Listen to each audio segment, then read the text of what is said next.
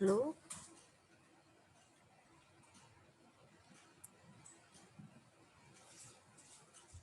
Halo, suara Ibu ada nggak? Terdengar nggak? Oke nih.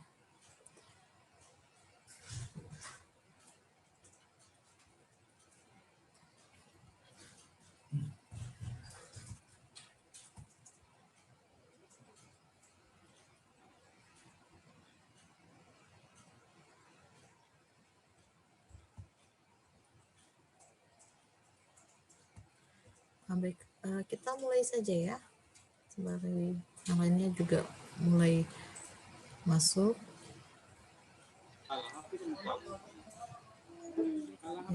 Hari ini kita di mata kuliah ilmu sosial dan budaya dasar ya.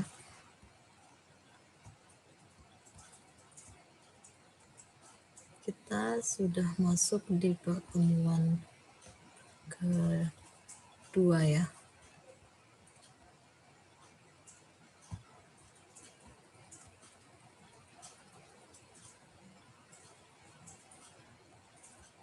Minggu kemarin sudah Ibu berikan kalian RPS-nya ya, rancangan perkuliahan selama 1 semester beserta tujuan dan manfaat perkuliahan ini. Nah, untuk hari ini kita masuk ke materi.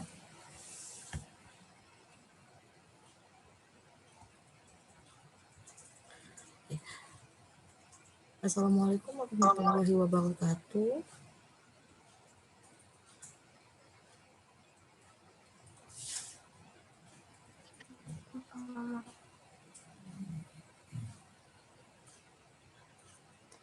Baik, kita ingin dulu slide-nya.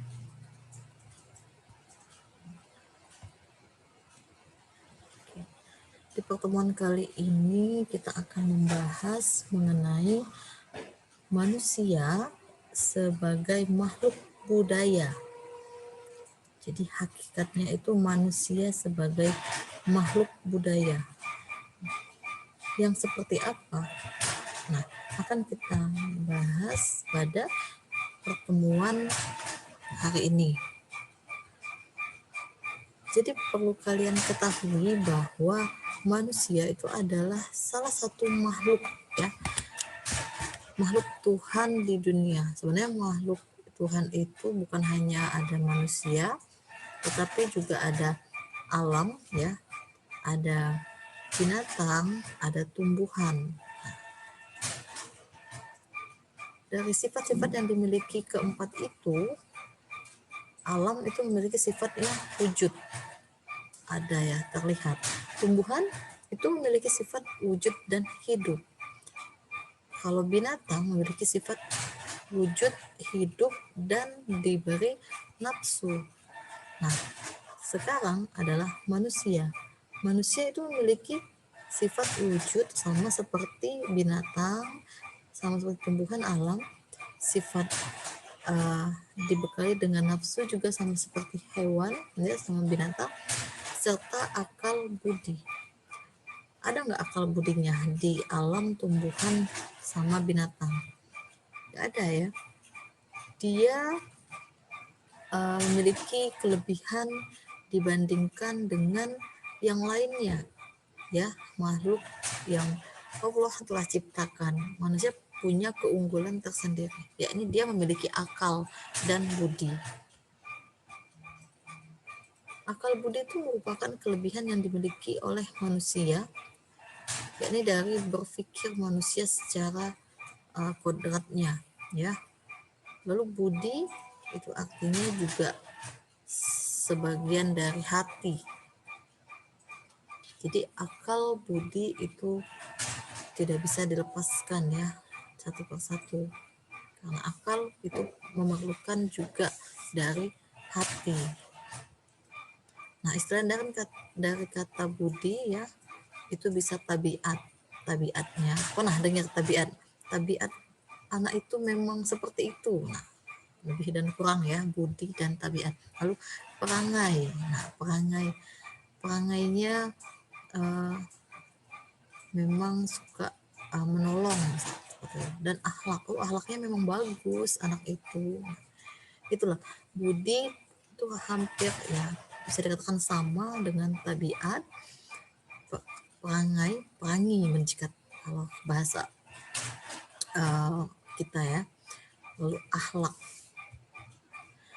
Nah, dengan akal dan budi inilah ya manusia mampu menciptakan berbagai macam hal, bisa menciptakan ilmu baru ya atau produk-produk baru, terus bisa berkreasi, bisa membuat segala macam juga bisa memperlakukan orang dengan baik dan juga bisa dengan melakukan orang buruk, dengan bisa juga mempengaruhi, memperbaiki, mengembangkan dan meningkatkan sesuatu. Nah, itu adalah akal dan budi manusia. Dengan hal itu bisa dibedakan ya dengan makhluk Allah lainnya. Nah, untuk kepentingan hidup manusia adalah dalam rangka untuk memenuhi kebutuhan hidupnya dibagi menjadi dua nih. Ada kebutuhan yang bersifat kebendaan ya, sarana dan prasarana seperti rumah, tempat tinggal ya, rumah ya, pakaian, apalagi pokoknya hal-hal yang mengenai sarana dan prasarana. Lalu ada juga kebutuhan manusia yang bersifat rohani, mental, dan psikologi. Nah, yang rohani ya kita sebagai umat Islam ya perlu. Kalau handphone kan dicas. Kalau kita perlu untuk melakukan ya sholat, ya biar tenang, kita beribadah, berpuasa, seperti itu. Ada nggak misalkan hewan kebutuhan rohani misalkan kayak dia diwajibkan untuk melakukan hal yang wajib? Enggak kan, karena dia nggak memiliki akal. Itu bedanya. Nah, ada ahli yang mengemukakan bahwa kebutuhan manusia itu ada 5. Yang pertama, kebutuhan fisiologis. Yang kedua ada kebutuhan akan rasa aman dan perlindungan, kebutuhan sosial, kebutuhan akan penghargaan, dan kebutuhan akan aktualisasi. Ya, jadi yang di sini katakan kebutuhan fisiologis itu adalah kebutuhan primer ya, seperti tadi makanan, pakaian, tempat tinggal, itulah yang dikatakan sebagai fisiologis. Kalau kebutuhan rasa aman ya setiap manusia itu menginginkan rasa aman dalam hidupnya ya kan, jadi seperti perasaan bebas dari rasa takut, perlindungan dari ancaman dan juga penyakit. Nah, seperti sekarang ini sebenarnya kita kan inginnya merasa aman ya dalam menjalankan perkuliahan.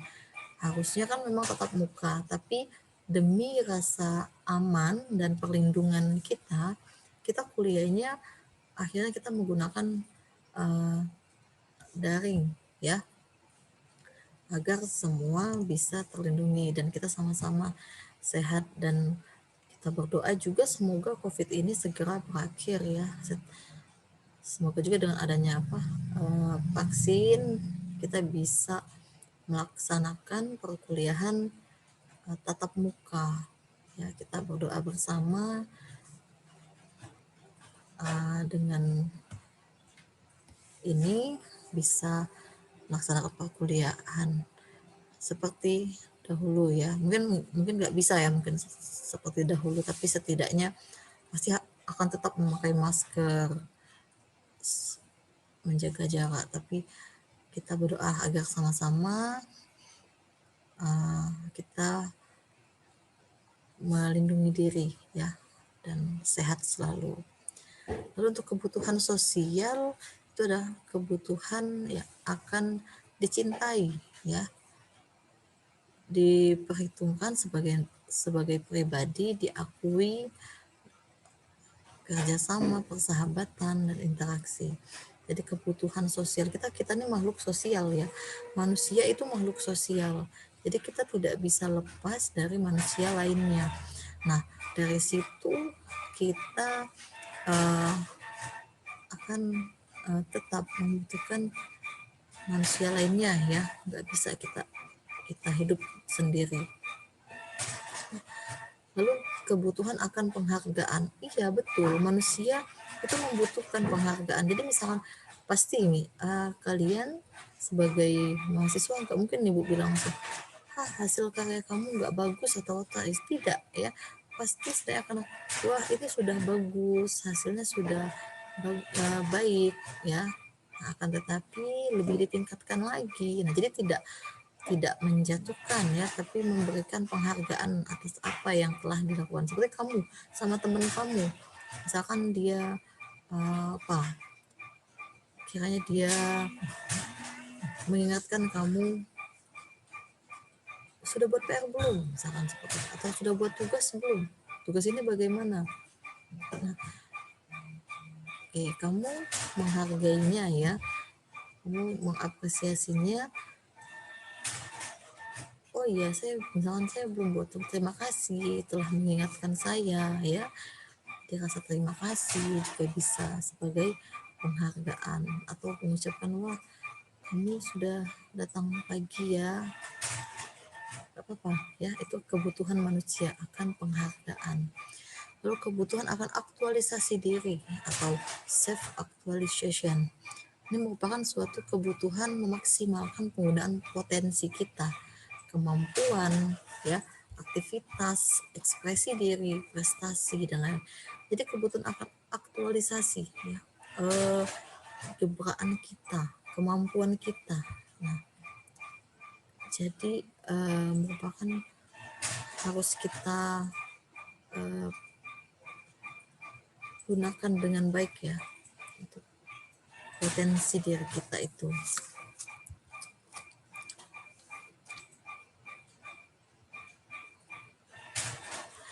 Nah, berikutnya adalah apresiasi terhadap kemanusiaan dan kebudayaan. Apresiasi itu apa? Apresiasi itu adalah rasa kita menghargai ya. Apresiasi itu sebuah penghargaan yang diberikan kepada seseorang setelah berhasil melakukan sesuatu. Jadi ada apresiasi. Nah, apresiasi atau penghargaan, bahasa lainnya dari apresiasi itu, terhadap kemanusiaan dan kebudayaan. Yang seperti apa dan bagaimana? Jadi manusia dan kemanusiaan ini bisa kita lihat ya. Manusia itu sendiri adalah konkret ya, nyata, yang sifatnya khas. Jadi hakikat bisa dipandang sebagai parsial. Jadi ini adalah misalnya homo ekonomi, ya manusia memang suka ini ya, homo lupus, homo politikan, homo sosial, dan homo fiber. Di sini manusia itu pasti menggunakan ekonomi ya, politik, dan